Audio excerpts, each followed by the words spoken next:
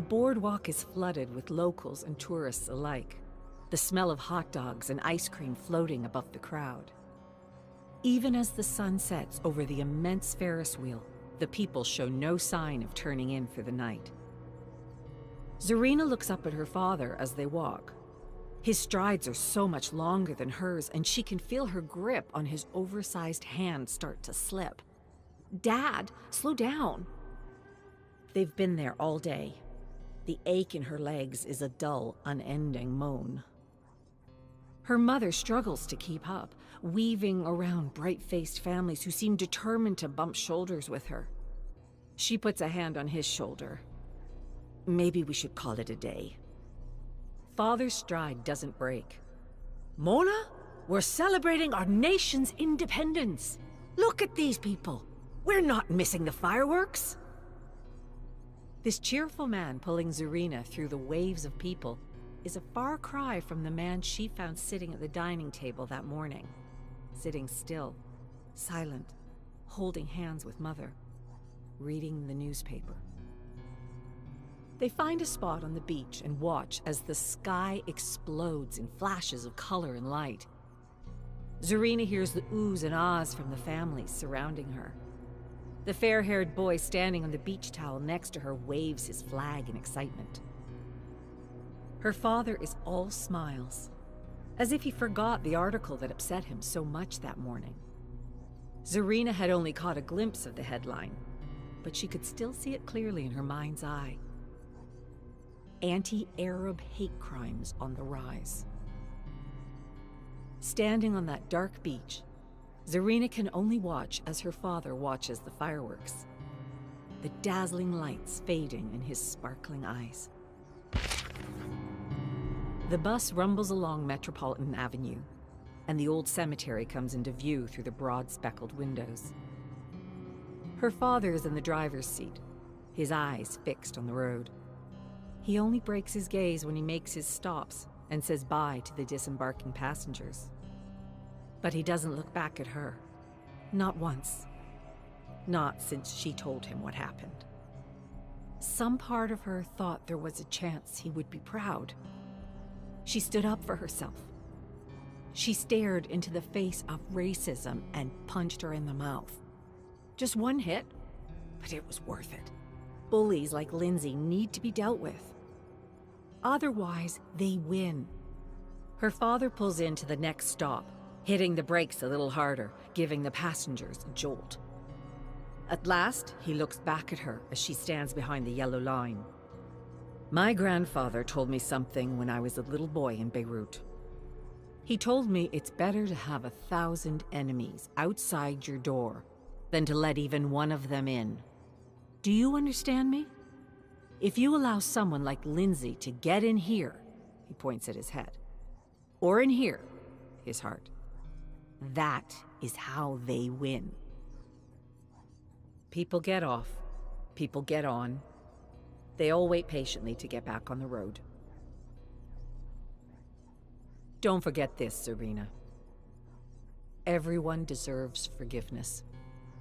And you deserve peace. As far as he's concerned, the conversation is over. He looks back at the road in front of him. His eyes do not stray again, not until he pulls up next to the familiar block of apartments and says goodbye to his daughter's back. "Karina, welcome home." She freezes at the sound of that name coming from her father's mouth. He's at the dining table, holding a letter from one of her teachers. It was supposed to be a new start at a new school, a new identity. Not ZARINA from Lebanon, but Karina from somewhere. She had done everything she could to keep Karina a secret. She never brought friends home to meet her parents. She added extra security to her phone and kept her calls quiet. But there's no controlling the mail. Her mother is in the kitchen, slicing marinated chicken with a large knife, staring right at her. "I understand why you wanted to dye your hair now." She had chosen her new hair color carefully, studying her face in the mirror to see which color brightened her complexion. This is worse than when I hit Lindsay. She was a racist bully who had it coming. This is me, denying who I am, pretending to be like them. Her parents stare at her, seeing right through her. She's never felt so exposed, laid bare in her shame. She can't restrain the shiver running up and down her body. And then, a smile, a knowing look. This is about what happened with that girl from your old school, isn't it?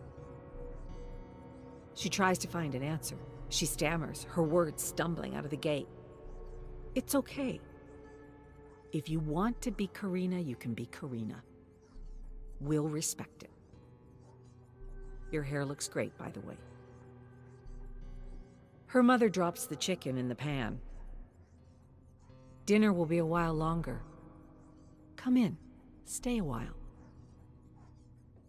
Karina drops her coat and runs for her room, locking the door behind her. She catches a glimpse of herself in the mirror and runs her fingers through her dirty blonde hair, wishing more than ever to have her natural color back. It won't be him. Please, don't let it be him. She was expecting it to be like the movies. A long, sterile corridor leading to a freezing cold room of metallic drawers, his body on a slab. No, it won't be him. She looks around the waiting room. Warm, inviting, well lit. A hole in the drywall crudely patched over. The illusion of comfort. She wants to scream. She will not be taken to her father's body. Instead, she and her mother would be shown photographs of identifying features on his body, but not his face.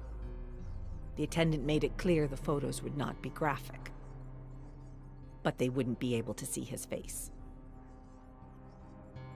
It could be anybody's face. Her mother makes space on the couch as the attendant sits next to them. ZARINA can't hear a word of the attendant's preamble. All she can hear is blood rushing past her ears. All she can see are the white sheets of photo paper in the attendant's hands. The room gets colder with each passing moment. She tells herself to breathe. At last, the attendant turns the first photo face up. ZARINA's mother gasps. It's all she needs to hear. The photos are cruel in their honesty. The wedding band on his hand. The old scar on his leg where he had a varicose vein removed. Her mother slumps back on the couch, fainted. The ground falls out beneath them. The walls collapse into dust. The world has come to an end. It was 2 years ago to the day that a gang member named Clark Stevenson pushed Ahmed Kassir into oncoming traffic, killing him instantly. According to eyewitnesses, Ahmed, Dad, did nothing to provoke this attack. He was minding his business, waiting to cross the street, when Clark started yelling at him, pushing him out into the street just as a sedan sped by. Clark also assaulted several bystanders who tried to restrain him as they waited for police to arrive on the scene. Clark refused to answer questions while in custody, but his gang was known to commit racially motivated acts of violence. ZARINA knows all of this the first day of Clark's trial. And when the trial reaches its end, and the jury declares Clark guilty on all charges, this knowledge becomes proven fact. But the end of the trial means the beginning of the sentencing hearing, and ZARINA knows her work is just beginning. She stands at a podium in the courtroom, looking down at a mess of wrinkled papers she calls a victim statement.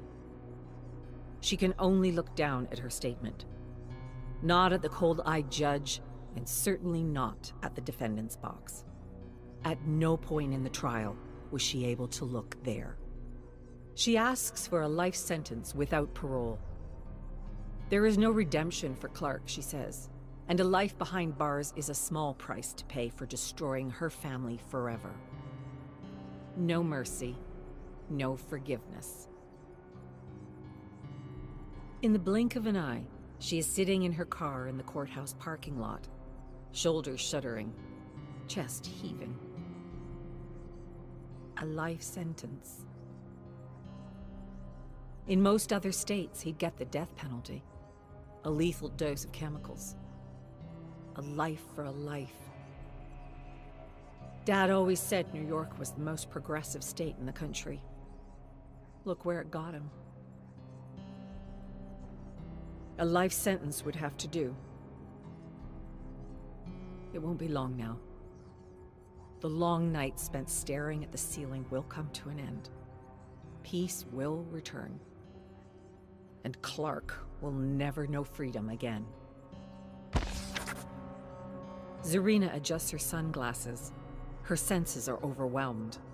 The screaming sun overhead, the roar of cars on the street, the smell of the officer's aftershave. She double-checks her purse to make sure the snatcher didn't take anything. He's sitting on the curb now, a paramedic cleaning his face. He grabbed my purse, I chased after him. He tripped on the sidewalk and fell. That was her story, and the officer didn't question it.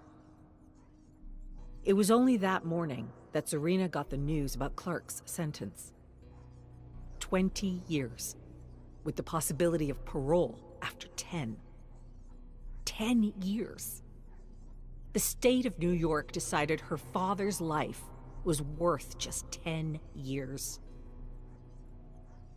The purse snatcher lets out a cry as the paramedic bandages his nose.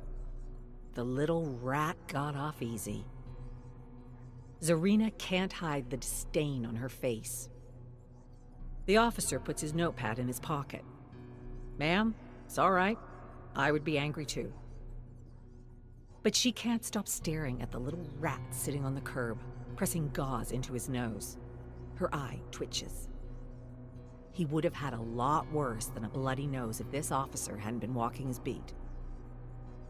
Brooklyn used to be her home. But it's been years since she felt that way. Years of feeling angry and alone. The officer asks if ZARINA would like to press charges.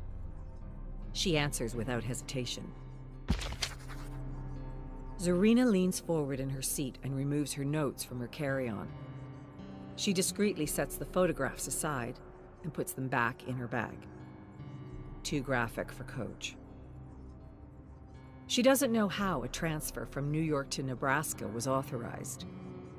Her research found that Clark Stevenson was born in Lincoln and still had family there. The irony of Clark wanting to be close to his family leaves an acidic taste in her mouth. The plane hits turbulence and her cup of soda water nearly spills. Her chest tightens, her breath lodging itself in her throat. Perhaps it's a sign. How hard would it be to go straight to the ticket counter in Omaha and get a seat on the next flight back to New York? Cancel the interview with Clark. Axe the project. The thought has an iron grip, and ZARINA feels like a scared teenager again. The one who tried changing her identity to win over her classmates.